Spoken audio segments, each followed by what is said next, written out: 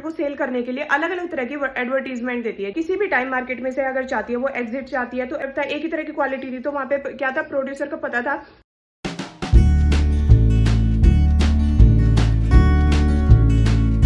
So what is monopolistic competition? Monopolistic competition होता है जहां पर there are large number of buyers and sellers. इसका मतलब क्या होता है? इसका मतलब ये है कि यहाँ पर इस मार्केट में बेचने वाले भी बहुत सारे हैं और खरीदने वाले भी। फर्स्ट जो इसकी कैरेक्टरिस्टिक है वो क्या है? Large number of buyers and sellers. इसका मतलब क्या होता है? इसका मतलब ये है कि जैसे मैं हूँ, अगर मुझे शैम्पू परचेज करना है और मैं मार्केट में गई, तो अगर मैंने सोचा कि नहीं, मुझे मेरा जो माइंड था वो चेंज हो गया कि नहीं, मुझे शैम्पू परचेज नहीं करना, तो क्या उससे जो मार्केट की जो डिमांड है उस पर कोई इफेक्ट पड़ेगा? नहीं पड़ेगा। क्यों? क्योंकि अगर मैंने उसको डिच कर दिया, अगर मुझे शैम्पू नहीं लेना, तो there are loads of buyers जो क्या होता है, शैम्पू लेना चाहते हैं, जो कि मार्केट में हैं।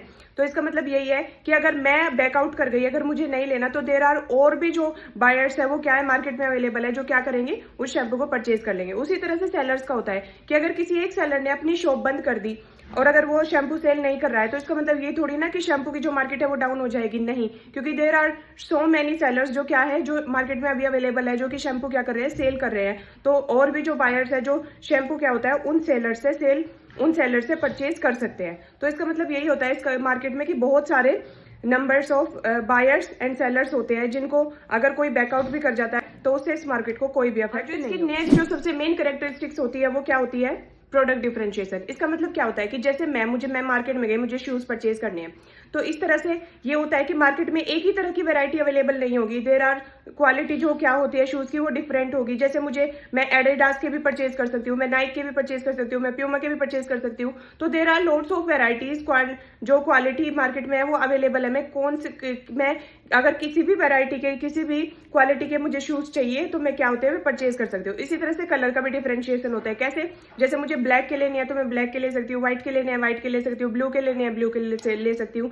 तो ये एक ऐसी मार्केट है जिसका सबसे मेन जो कैरेक्टरिस्टिक्स होती है वो क्या होती है? Product differentiation. क्योंकि यहाँ पे प्रोडक्ट डिफरेंट होता है, किससे? कलर से, क्वालिटी। हमारा पॉइंट है वो क्या है? Free entry and exit of the firm. इसका मतलब क्या है? इसका मतलब ये है कि इस मार्केट में फर्म पर कोई भी रिस्ट्रिक्शन नहीं होती। वो किसी भी टाइम मार्केट में से अगर चाहती है, वो एग्जिट चाहती है, तो वो एग्जिट कर सकती है। अगर वो एंट्री चाहती है फर्म मार्केट में, तो एंट्री कर सकती है। यहाँ पे इसका मतलब क्या होता है? लेजीज फेयर इकोनॉमी होती है। यहाँ पे गवर्नमेंट का कोई भी इंटरवेंशन नहीं होता। विदाउट इंटरवेंशन कोई भी फर्म अगर एग्जिट करना चाहे तो वो एग्जिट कर सकती है, और एंट्री अगर करना चाहे तो एंट्री कर सकती है। और जो ये हमारा मोनोपोलिस्टिक का जो टॉपिक था, ये किसने दिया था?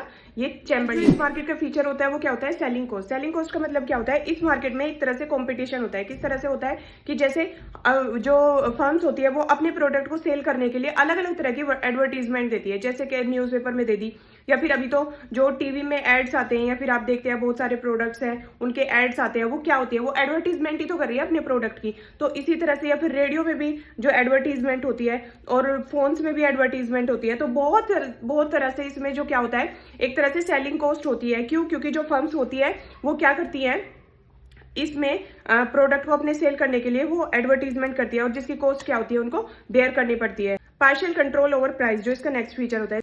इसका मतलब क्या होता है? इसका मतलब ये होता है कि जो फर्म का क्या होता है, वो कंट्रोल होता है उनके प्राइस के ऊपर। कैसे? क्योंकि ये फर्म एक कॉम्पिटिटिव फर्म होती है। क्यों? क्योंकि यहाँ पे प्रोडक्ट डिफरेंशिएशन होते हैं। तो कोई भी फर्म अगर वो देखती है कि दूसरे ने अपना प्राइस इतना रखा हुआ है, तो वो अपने प्राइस को क्या करती है? कम करके सेल करती है। क्यों? क्योंकि उसकी क्वालिटी डिफरेंट होती है, उसकी वेरायटी डिफरेंट होती है।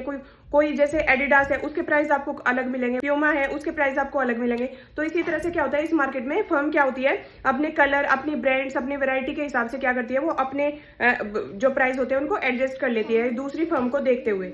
ठीक है? और वो किस वजह से होता है? सिर्फ प्रोडक्ट डिफरेंशिएशन की वजह से होता है, क्योंकि उनके प्रोडक्ट की क्वालिटी, उनके प्रोडक्ट का कलर, उनके प्रोडक्ट की वैरायटी दूसरे प्रोडक्ट से अलग होती है। तो इसी वजह से वो क्या होती है, अपने प्राइस को अपने अकॉर्डिंग क्या करती है, एडजस्ट कर लेती है। नेक्स्ट है हमारा no perfect knowledge of the product. इसका मतलब क्या होता है कि कस्टमर को क्या होता है, अपने प्रोडक्ट की परफेक्ट नॉलेज नहीं होती। क्यों? क्योंकि जो परफेक्ट कॉम्पिटिशन था उसमें एक ही तरह का प्रोडक्ट था, एक ही तरह की क्वालिटी थी। तो वहां पे क्या था, प्रोड्यूसर को पता था कि वो कितना प्राइस है उस मार्केट में। बट यहाँ पे क्या होता है, यहाँ पे प्रोडक्ट डिफरेंशिएशन होता है। तो इसीलिए क्या होता है, हर प्रोडक्ट का जो प्राइस होता है वो क्या होता है, अलग अलग होता है, चेंज होता है। तो इसीलिए कस्टमर को कोई भी परफेक्ट नॉलेज नहीं होती प्राइस की, कि वो ये जो प्रोडक्ट परचेज कर रहा है इसके लिए वो कितना पे करे, या फिर कितना प्राइस ठीक रहेगा। नेक्स्ट है हमारा नो परफेक्ट मोबिलिटी। इसका मतलब क्या है, जैसे परफेक्ट कॉम्पिटिशन में क्या थी, परफेक्ट मोबिलिटी थी। फर्म एक जगह से दूसरी जगह परफेक्टली मोबाइल कर सकती है। बट इसमें क्या होती है, परफेक्ट मोबिलिटी नहीं होती। तो